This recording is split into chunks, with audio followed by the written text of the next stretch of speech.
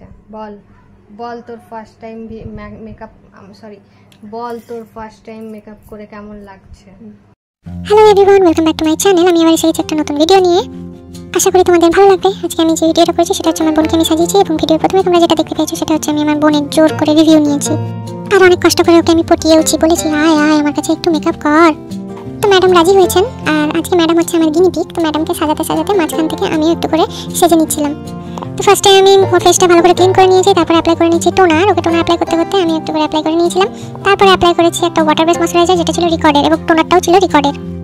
এরপরে আমি primer use করেছিলাম, যেটা ভিডিও আমি নিতে ভুলে গিয়েছি, সেটাও ছিল রিকর্ডের। তারপরে আমি ইউজ করেছি রিকর্ডের লাইফলাইন মেকআপ মিক্সারটা। মেকআপ করতে করতে আমার বোনটি প্রচুর হাসছিল, ওকে দেখে আমারও হাসি পেয়ে যাচ্ছিল। যাই হোক, খুব মজা করে এনজয় করে ভিডিওটা করেছি। এই হচ্ছে আমাদের অবস্থা। যাই হোক, এরপরে এই অ্যাপ্লাইজারের কনসিলার প্যালেট দিয়ে আমি ওর ডার্ক সার্কেলগুলো হাইড করে দেবো। আমার এখনই হাসি পাচ্ছে ওর ফেসিয়াল এক্সপ্রেশন দেখে। ম্যাডাম খুব মজাতেই আছে, দেখে বোঝা যাচ্ছে।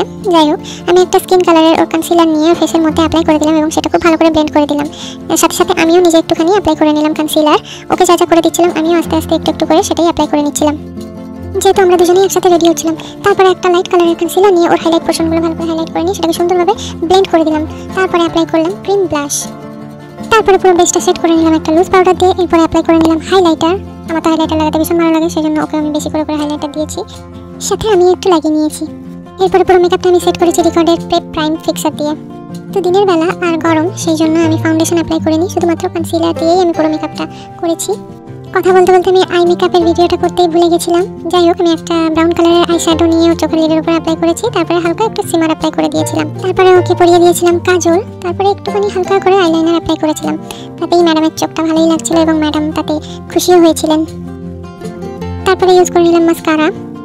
ওকে কিছুটা রেডি করে দেওয়ার পর আমিও একটু রেডি হয়ে নিচ্ছিলাম, পরে নিচ্ছিলাম চোখে কাজল। হয়ে গেছে আমাদের পুরো মেকআপ কমপ্লিট, শুধুমাত্র লিপস্টিকটা বাকি ছিল, তাই জন্য দুজন মিলে একটু খুনসুটি করছিলাম। কি নিয়ে আমরা এত কথা বলছিলাম, হাসছিলাম, এখন মনে পড়ছে না। তারপরে পরিয়ে দিলাম ছোট্ট একটা টিপ। ম্যাডাম বেশ ভালোই লাগছে দেখতে। তারপরে একসাথে পরে নিচ্ছিলাম জুয়েলারি। তো এই নোজ পিন করার সময় এর অবস্থা দেখে নাও, হেসে মোটামুটি লুটোপুটি খাচ্ছে। তাই জন্য আমি বললাম থাক, ছেড়ে দে, আর করতে হবে না। এরপরে আমি চুলটা একটুখানি বেঁধে দিলাম। হয়ে গেছি আমরা দুজন রেডি। এই হচ্ছে আমার বোনের ফাইনাল লুক। খুব সিম্পল একটা লুক করেছি।